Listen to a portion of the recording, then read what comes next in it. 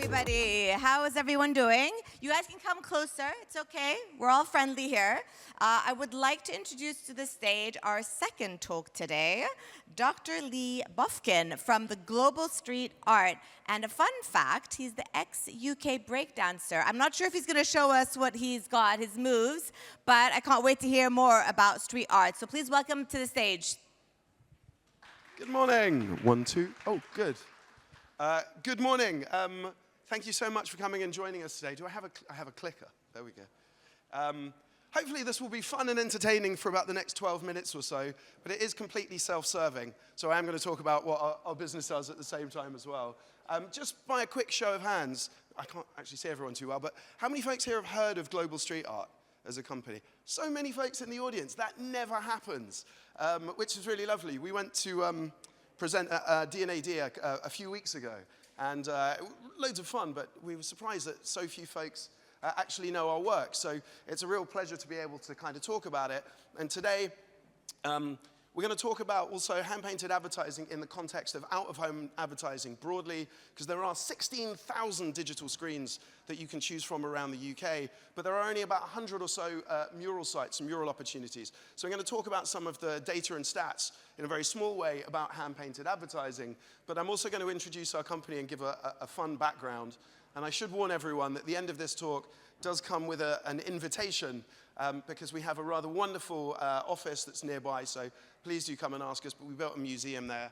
It's really quite fun, and we love hosting people. So there is an invitation at the end of it. So Global Street Art has been going now for about 12 years. We give or take 25 folks full-time, with offices in the UK, France, Spain, and Brussels. We operate in about 25 different countries, but for the benefits of folks that haven't seen our work before, I'll just show you a quick 1-minute show reel or so you can kind of get a little bit familiar with what we do. So aside from being media owners, we also produce the murals that we paint. We work on very different scales. This one for Zippo was 17,500 square meters using 6 tons of recycled paint. When we worked with Gymshark, we did a special build and installed the fabric hijab over a wall. That was the world's first modest mural in Whitechapel. It's really fun. Of course, we do AR and digital on top of murals because we love combining artists, paintbrush artists with digital stuff. On top, we often do special builds because people ask us, can you do this crazy idea? Can you make my wall smell of strawberries? Can you give it real antlers, etc., etc.? One thing I won't talk about much today is our amazing real estate, but hopefully, if you hadn't heard of us before, you've seen at least some of these campaigns, maybe even like the fan campaign we did for Diablo in multiple countries, in Berlin, Stockholm, and London, with projection mapping over the top of the mural. So that's the essence, the quick part behind our work. I mentioned we've got 4 offices, cover hundreds of countries, 25 countries, and have hundreds of walls. But our journey changed in the last few years, and where I want to end up is we become a market of one as an inspiration partner.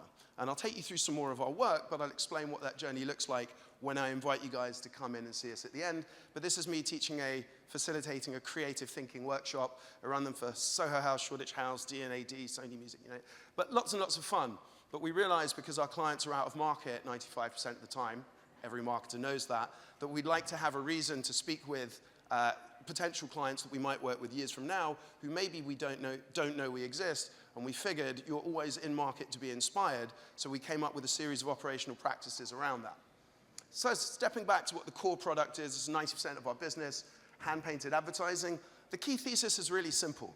We're on screens, I looked it up again this morning, roughly 6 hours a day or so. I think it's more than that. I'm on my phone apparently 4 hours a day. If you're Gen Z and you're on TikTok, on average you're going to be using it between 90 and 120 minutes a day. 120 minutes on TikTok. If you watch each video for 10 seconds, that's more than 500 videos. It's very hard to stand out only digital first and in a linear screen. And if someone knows they're being advertised to, adverts are very easy to skip.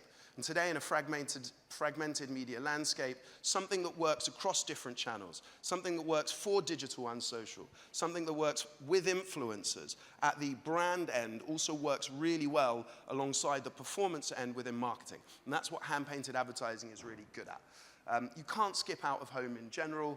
And when you have that brand end and you also have the digital, the performance, the fly posting, I can never remember which is above and below the line, but that stuff, it tends to be the effectiveness is much boosted by hand-painted advertising.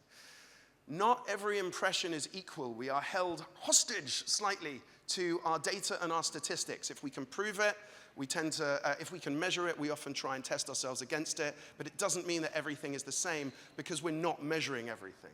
Hand-painted advertising, we do have root scores for all our walls. We can tell you the number of impressions, but not all impressions are created equally. We've done some really fun studies that show the emotional response to painted, to murals, is much higher than printed, poster, or even digital screens. Dwell time is really high. It makes sense, right? If you go past a mural being painted for 5 days and you're on a bus, you look at it change each day.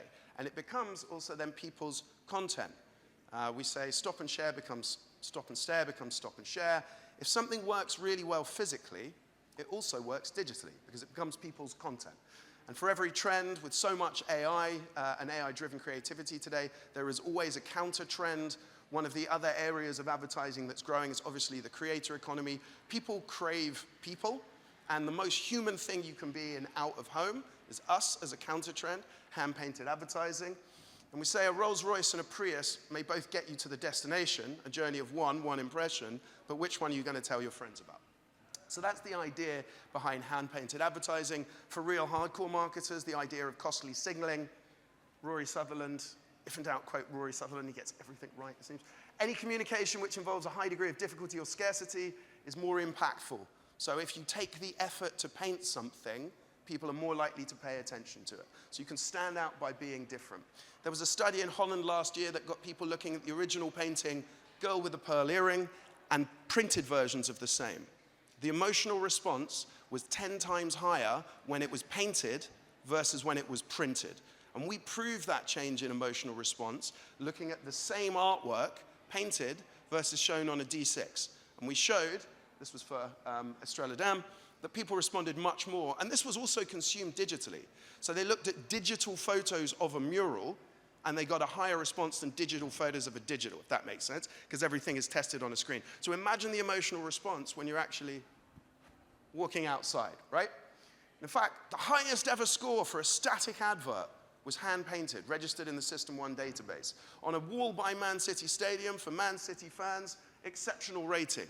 And here's the kicker, like I said, if it works really well digitally, physically, it also works well digitally. So Jack Grealish filmed a TikTok in front of our wall, another 5 million impressions. So really good earned media potential for hand-painted.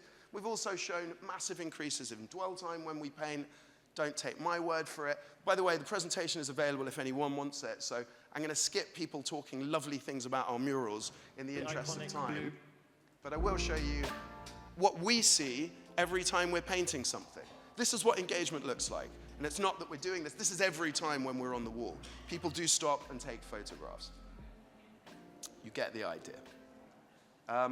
Marketing logic. Buyers are out of market 95% of the time. You need your advertising to be so memorable that when people come in market, they're more likely to remember your product. And for that, an emotional response, emotion encodes with memory.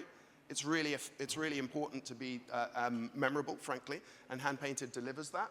But it creates those kind of conversations. It's something to share, it's something to talk about. If you're advertising, digital advertising is very good because it's mass. D6 screens hit people en masse. But all that is familiarity. It's not something you actively engage with. It's something that just prompts you at point of purchase to be aware of a brand.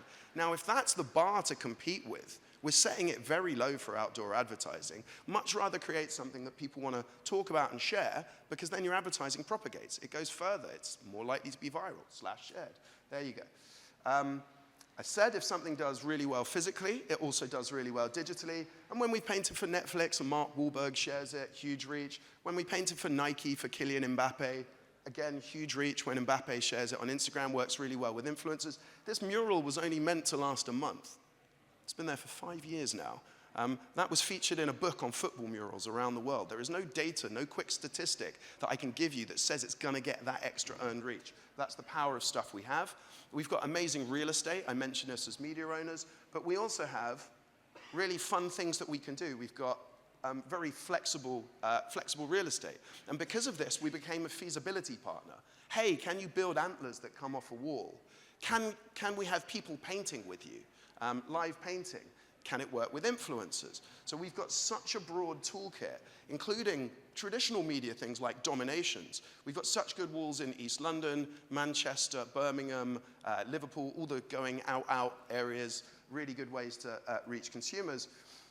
But with so much innovation like projection mapping over the top as well, you have a really much broader toolkit to play with than you might have originally realized. So we became a feasibility partner. Can you make my wall smell of strawberries? Can you put a billboard on it upside down? Well, by the time years later we've built up such a toolkit, people started asking us, what would you do? You've got this amazing creative toolkit, how would you execute for us? And so we do things for like Nike, where we'll drop in stacks of shipping containers on the Olympic Park to have a pop-up wall overnight. There's loads of things we want to do with shipping container arrangements, loads of fun things. But then again, there's also real scale in what we do. So working amongst fan communities, this was huge for the launch of Diablo 4. Giant murals, projection map over the top, did really well online. So feasibility partner, creative partner, people asking us for ideas, also people asking us both for corporate stuff and pure community, how we can help people get into culture. So I talked about Mbappe. This was a design we made for Fendi on the roof of their building in Rome. Fendi liked the design that we made in-house with our artist community so much, they bought the rights to the design, put it on a t-shirt. That was Fendi's best-selling t-shirt with their logo in the middle around 2016. We've worked with them on whole collections since then. And this is a recent mural that we designed in-house using our museum and archive for Fendi that's 7 stories high in Miami. What was the reference? Well, if you only get your digital references online, you're probably looking at the same Pinterest boards, the same pages 1 and 2 of Google as everyone else. So we use our archive, our references, to get inspiration from places you might not look. So we pulled this out of our archives in order to come up with this Fendi mural. You see the design. And then just for fun, I'll show you, we're also hugely active in the community. This was part of London Mural Festival last September. We worked with 300 artists, painted 140 murals, including 80 in housing estates across 10 London boroughs. And I said, okay, so we've been a feasibility partner and a creative partner.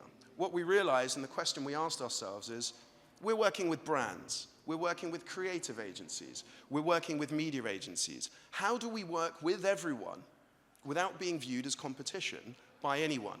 And we said, well, look, let's be an inspiration partner. What does that mean? Well, at least in theory, if you're inspiring, you help teams get more out of themselves. That sounds really nice, but how do you operationalize it? How do you put it into practice?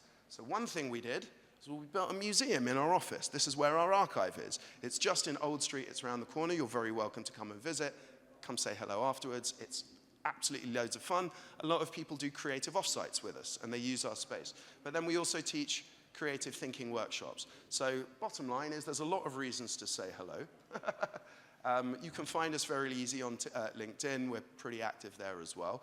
And if we have a second, we might take a question, or we'll leave there. Thank you very much. Perfect. So I'd love to invite anybody if they have any burning questions. Oh, great. Coming over. There you go. 2 minutes, great. Oh, wait. Oh, okay. You had a question. Yeah. Hello, hi. Hello. That was fascinating. Thanks so much. Thank you. I guess I work for a media agency. Super. Which one? It's called MNC. M&C. So MNC. great. No, MNC. Easy mistake, bane of my life. We predominantly work with challenger scale-up brands, and I'm just interested, appreciate running through the creds. It felt like very much the realm of big brands with distinctive visual assets. Sure. That can afford that real top of funnel moment. Yeah. Do you have examples of where this has been effective for more of those challenger scale-up brands who don't have the recognition and known visual assets?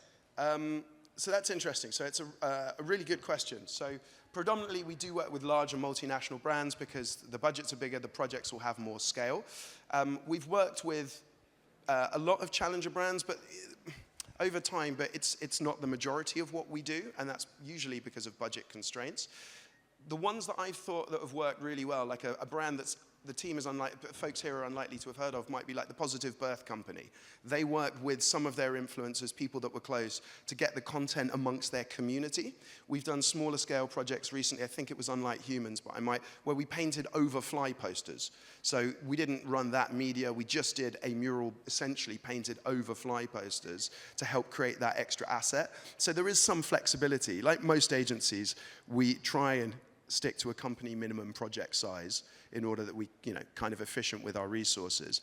But through social, through partnerships, through adding in something clever, we've done some really cool things. One that springs to mind immediately was a really modest budget project for Lime bikes. And that was just using UV paint and UV lighting to show the risk to female cyclists, basically, of cycling at night. So because there was a clever narrative, and really that's it, it was something to talk about, there was a reason to have the conversation, it being pressed, you can find that it can work really well. But the trick there is probably it's driven by a narrative, or works within a community. Perfect. Thank you. Unfortunately, that's all we have time for, but you can reach Lee on LinkedIn. Thank you, Lee. Thank you very much.